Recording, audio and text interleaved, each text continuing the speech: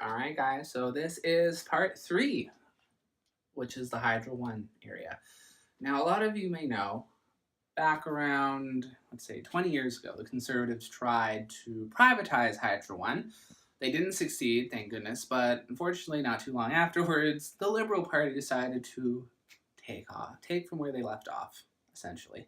So the Liberals decided to sell off, my bad, sell off 30% of our Hydro One to private companies.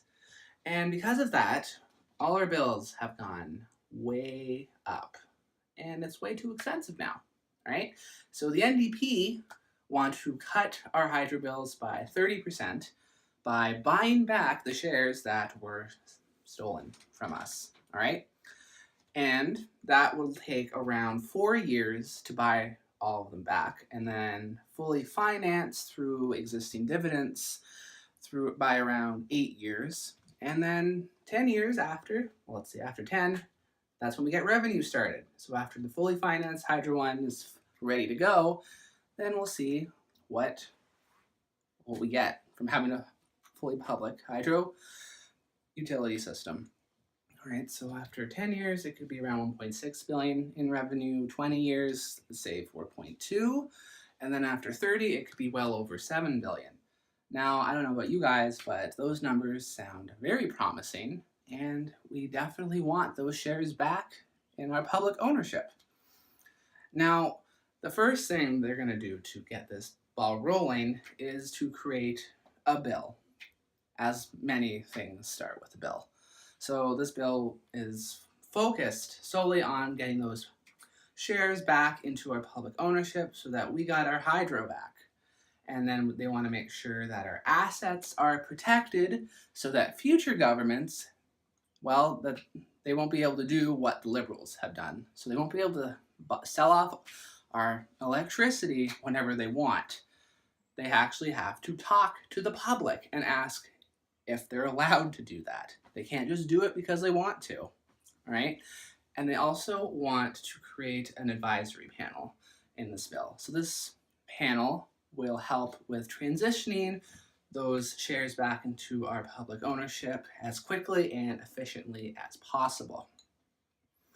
Now you're probably wondering, well, how much is it going to cost to buy back these lost shares? Well, it will be around 3.3 to 4.1 billion dollars. And don't panic, we are going to use our profits from what we have from Hydro One. Now, because we might have lost 30%, guys, but we still have 70% for us. So we'll use what we have and finance that to get our shares back. Okay? So that will take roughly around 8 years, like I said, to be fully financed and up and running once more. Now, they also plan to fix the unfair delivery rates with, electricity for rural and seasonal consumerism of electricity. And they want to make it equal with the urban consumers because people are paying way too much for delivery rates, and they really shouldn't because everyone needs energy, guys. It's only fair. So they want to equalize those rates. So, well, everyone can afford to get energy. Now, they also want to ensure that everyone is paying for the energy they use, but not also for energy that we're not using. Because shockingly, guys, we are currently paying for more than we're using. And that's why a lot of our prices are skyrocketing up into the atmosphere. So one of the areas that I'll quickly discuss about the Hydro One includes the time of use billing. So with that, they initially wanted us to save our energy by only consuming it during certain times of the day. So during the off-peak hours, which is usually the weekends or after 7 p.m. on the weekdays, which is when a lot of us do our laundry because it's a lot less expensive. However, it didn't work. The data shows that unlike what they wanted to relocate to those off-peak hours, which was roughly around 305 megawatts of residential consumption, it only was 55 megawatts for those off-peak hours. So it didn't do its job. mainly because a lot of people just aren't able to leave the house.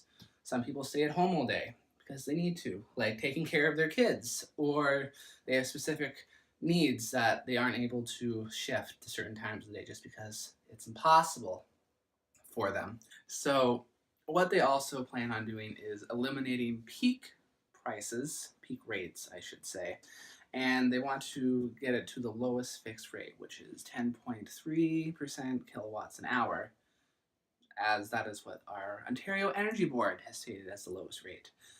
Now, a lot of you may not know this, but our Ontario Energy Board, well, they don't really have a lot of say on anything energy. Surprisingly, they're not allowed to review or audit any documentation or governmental policy plans that, well, cross their desk. They weren't even allowed to review anything during the initial privatization of our Hydro One shares. Yes, guys, they weren't allowed to do anything, but they're our energy board. And that really doesn't make any sense. And the NDP sees that too, so that is why they want to increase, well, what their say is on all things energy. So they want to expand their role as well as, remove that muzzle that they've currently been dealing with. They also want, as I said, they want to expand their role, and they want to as well effectively protect consumers, as that's what the Auditor General has said that they should be doing, because he has also confirmed that any documentation that they have gotten, it's not accurate, simply because they're not able to audit anything or, review anything. And that's just weird. That's really weird, guys. So, with that in mind, they want to have seats for ratepayers as well, so that they know the best way to go with getting the right energy deals for everyone in Ontario. As well, they want to use tax benefits to help ratepayers. Right. So when Hydro One was initially getting privatized, they were given a big tax benefit of $2.6 billion. And they're going to use that to, they want to subsidize bills for all Hydro One consumers and effectively reduce everyone's electricity bills by 3.2%. So after saving 3.2% on all of our electricity bills, they also want to remove completely our HST. So if you guys remember, we didn't always used to have that on our bills. In fact, prior to 2010, we never had one at all. But then the powers that be had a little negotiation with the Conservative government at the time, and then bang, bang, boom, we have 8% added to our bills. And that's just great. However, the NDP actually plan on removing those 8% with our provincial taxes, and then start negotiations with the federal government to have that HST percentage removed as well. So that will ensure 8% permanent savings, and an additional 5% savings when we eventually get that negotiations going with the federal government. So with that, the NDP want to make it very clear on why public hydro is very important. So looking at examples of Manitoba and Quebec, it shows that public generated electricity has a lower cost, and it's a lot more reliable, and they're able to operate and be built at lower costs regardless of whatever type of energy you want to produce. So 4 key benefits to having public hydro is, one, it's ours, so the shareholders of hydro are us Ontarians, so when we get profits from this energy, guess what? We get to keep them. No one else does. It's our energy. And as well, it serves public interest of shareholders, meaning the province can change contracts and terms without fear of loss of profits, right? And it can also be used to stimulate economic growth. It can help with increased job opportunities, and it also saves families money on electricity bills. as well as the fact that privatized companies are only able to access the market rates for energy, while fully public hydro that we would get eventually means we will get the lowest prices. Yes, guys, fully public hydro means we get the best deals on getting energy, which is which is what we want. So all in all, the Hydro One plan from the NDP is essentially the backbone for the electricity plant platform that they have. And I can understand why Hydro One is the biggest thing that we have to deal with for energy, and well, having it fully returned to the public ownership is what everyone should want. All right. So, guys, that is the Hydro One portion of this video series. And now I'm going to finally discuss the last aspect of the platform, which is the fiscal